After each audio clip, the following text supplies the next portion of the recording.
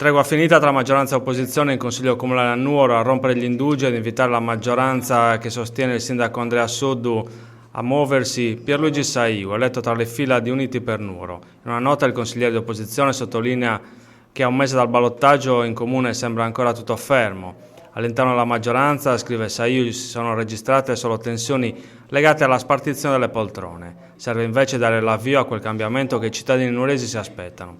L'intervento polemico arriva all'interno di una nota che annuncia un'iniziativa per attivare anche in città una delle possibilità offerte dal provvedimento Sblocca Italia, vale a dire meno tasse per chi si prende cura della città.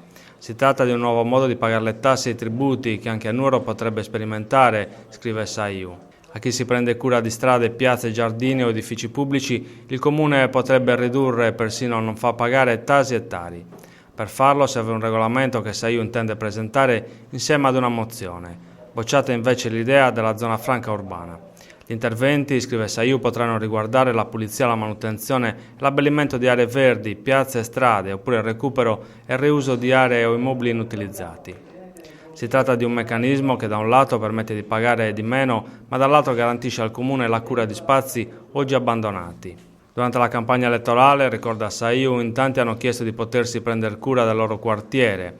In questo modo sarà possibile farlo con un risparmio sia a favore dei cittadini che si attiveranno in questa direzione, ma anche a favore del Comune. Serve un'autentica rivoluzione, serve un nuovo rapporto con i cittadini, conclude Saiu, che in questo modo potranno partecipare attivamente alla cura della propria città.